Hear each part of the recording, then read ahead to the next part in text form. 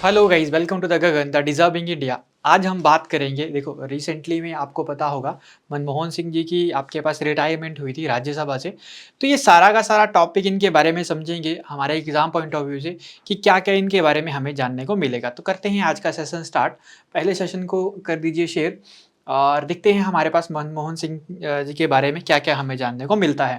देखो, मनमोहन सिंह आपके पास आप सभी को ही पता है प्राइम मिनिस्टर रहे हैं इंडिया के 2004 से लेकर 2014 के बीच में, 2004 से लेके 2014 के बीच में, और ये इंडिया के आपके पास 13th, ठीक है, 13वें नंबर के ये पीएम रहे थे। अभी आपको पता होगा नरेंद्र मोदी जी हैं। पार्टी का नाम आपने याद रखना है, कांग्रेस पार्टी से ये रिलेटेड थे। और अभी जो है वो है आपके पास भारतीय जनता पार्टी से नरेंद्र मोदी जी।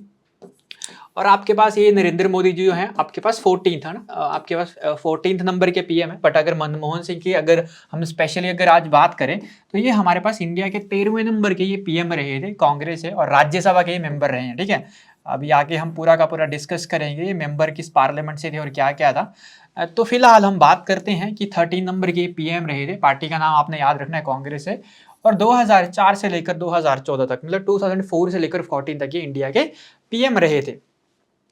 तो अगर हम नेक्स्ट बात करें कि इनकी अर्ली लाइफ के बारे में, अगर थोड़ा जानने को अगर देखें कि बैकग्राउंड अगर इनका थोड़ा सा देखें। देखो, बोर्न इनका जो हुआ था वो हुआ था 26 सितंबर 1932। इतना ज़्यादा इंपॉर्टेंट नहीं है, बट ये विलेज का नाम आपने ज़रूर याद रखना है। आने वाले एग्जाम पे पूछा जा सकता है कि किस विलेज से ये रिलेटेड है। तो गह विलेज कहाँ पर पड़ता है? ये पंजाब में। बट ये अभी रिसेंटली में कहाँ पर है? आफ्टर डिवाइडेशन 1947 के बाद ये कहाँ पर चला गया था? पाकिस्तान में ये चला गया था। तो विलेज का नाम आप याद रखोगे, गेह विलेज से, पंजाब से ये रिलेटेड है। और आपके पास ये इकोनॉमिस्ट ये आपके पास रहे हैं, बहुत ही फेमस। अगर पूछे कि किस फील्ड में इन्होंने काफ़ी अच्छा किया हो, तो इकोनॉमी की फील्ड में इन्होंने यहाँ पर काफ़ी अच्छा किया हुआ है। डिग्री की थी उन्होंने पंजाब यूनिवर्सिटी से एंड कैम्ब्रिज यूनिवर्सिटी से, और आपके पास डी फिल आपके पास ऑक्सफोर्ड यूनिवर्सिटी से यहाँ पर की हुई थी।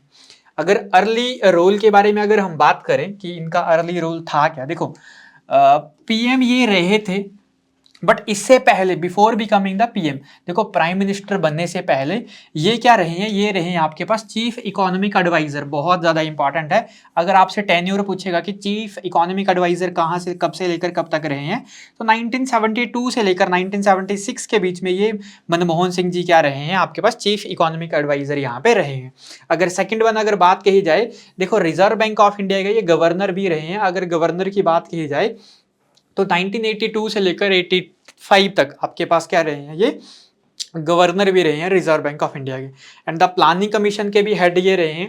जब आपको पता होगा पंचवर्षीय योजनाएं चलती थी, तो हेड भी रहे रहे हैं प्लानिंग कमीशन के, जो 1985 से लेकर 1987 तक ये रहे हैं।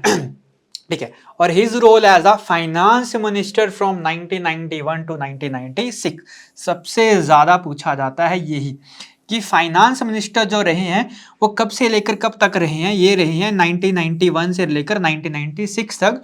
और उस टाइम पे जो इनकी सरकार के जो प्राइम मिनिस्टर थे वो थे आपके पास पीवी नरसिम्हा राव। ठीक है, तो प्राइम मिनिस्टर का नाम आपने जरूर याद रखना है कि ये जो प्राइम मिनिस्टर किसके अंडर ये रहे हैं? पीवी नरसिम्हा राव के अंडर यहाँ पर ये रहे हैं। ठीक है, और आपके पास जो particular notable for his key role in the economic liberalisation and reform, आपको पता होगा कि इकोनॉमिक लिबरलाइजेशन एंड रिफॉर्म जो इन्हीं के ही टाइम पे आया हुआ था 91-92 के टाइम पे। तो उसी के लिए ये क्या है, सबसे आपके पास ज़्यादा फेमस यहाँ पर ये हुए। तो फाइनेंस मिनिस्ट्री का टेन्योर आपने इनका याद रखना है, 1991 से लेकर 1996 के बीच में ये रहे थे। और उस टाइम पे प्राइम मिनिस्टर भी आपने याद रखना है पीवी नरसिम्हा राव यहाँ पे थे। देखो, की इनिशिएटिव एंड पॉलिसीज की अगर बात की जाए कि इनके टाइम पे सबसे हाईलाइटेड जो पॉलिसीज जो रही थी, सबसे पहले रही थी नरेगा। मनरेगा नहीं, नरेगा पहले नरेगा के नाम से जानते थे। उसके बाद ये नाम चेंज होकर क्या हो गया था? आपके पास मनरेगा हो गया था। तो आपके पास 2005 के अराउंड अराउंड आपके पास नरेगा आपके पास आई हुई थी। 2006 में एक्ट बन गया था। तो this landmark legislation provide the legal guarantee for at least 100 days of आपके पास वेज एम्प्लॉयमेंट। तो 100 दिन का जो रोजगार का जो आपके पास नरेगा का जो आपके पास ये सारा का सारा आया था, ये इन्हीं के ही द्वारा यहाँ पर इंट्रोड्यूस किया गया था। देन आपने सुना होगा RTI, right to information act 2005, ठीक है। तो 2005 में जो राइट टू इन्फॉर्मेशन एक्ट आया वो भी इन्हीं के ही टाइम पे आया था। और थर्ड वन सबसे इंपॉर्टेंट जो आपके पास इनकी पॉलिसी रही है वो रही है इंडिया और यूएस की सिविल न्यूक्लियर एग्रीमेंट, ठीक है। तो एग्रीमेंट साइन हुआ था, ये कब हुआ था? 2008 में ये एग्रीमेंट यहाँ पर देखने को मिला था। नेक्स्ट अगर हम बात कहें कि इनको अवार्ड कौन कौन से मिल चुके हैं, तो पहला अवार्ड आपने याद रखना है पद्म विभूषण, ठीक है, जो हमारे एग्जाम के लिए इंपॉर्टेंट है। 2008 में ये आपके पास पद्म विभूषण से नवाजे जा चुके हैं और पद्म विभूषण इनको मिल चुका है नेशनल अवार्ड की अगर बात कही जाए। दूसरा जो सबसे फेमस जो नेशनल अवार्ड इनको जो मिला है वो मिला है Jawaharlal Nehru award for the international understanding, ठीक है। और इंटरनेशनल अंडरस्टैंडिंग के लिए जो अवार्ड मिला ये मिला इनको 2009 में। और अगर पूछा जाए कि ये जो अवार्ड मिला है वो किसके लिए, effort in promoting international cooperation and the understanding the particularly through his work in the global economic आपके पास डिप्लोमेसी। तो ग्लोबली इकोनॉमी के लिए, ग्लोबल इकोनॉमिक डिप्लोमेसी के लिए इनको ये अवार्ड मिला हुआ है। और अगर पद्म विभूषण की बात कही जाए तो मैंने अभी आपको बताया इकोनॉमिक रिफॉर्म जो 91-92 के टाइम पे, इनके टाइम पे आया हुआ था, इसी के लिए क्या दिया गया था, नेशनल अवार्ड इनको दिया गया था। नेक्स्ट अगर हम बात करें कि इनको इंटरनेशनल अवार्ड सबसे बड़ा कौन सा मिल चुका है, तो ये है आपके पास the order of the rising sun gold and silver star. अगर पूछे कि कब मिला हुआ है इनको, तो ये मिला हुआ है आपके पास 2010 को, ठीक है। 2010 को ये मिला हुआ है। और Manmohan Singh was honoured for his role strengthen and India Japan relation, ठीक है, इंडिया एंड जापान रिलेशन, ठीक है। ये आपने जरूर याद रखनी है कि ये जो देखो order of the sun, rising sun जो कंट्री मानी जाती है जापान ही मानी जाती है, तो उससे भी आप यहाँ पर याद रख सकते हो कि the order of the rising sun gold and silver star 2010 में जो मिला हुआ है वो इंडिया और जापान के रिलेशन के लिए इनको मिला हुआ है and promoting the mutual understanding between this two countries. अगर रिसेंटली में बात की जाए कि रिसेंटली में क्या हुआ है, इनकी हुई है रिटायरमेंट। तो रिटायर हुए हैं ये कहाँ से, राज्यसभा से।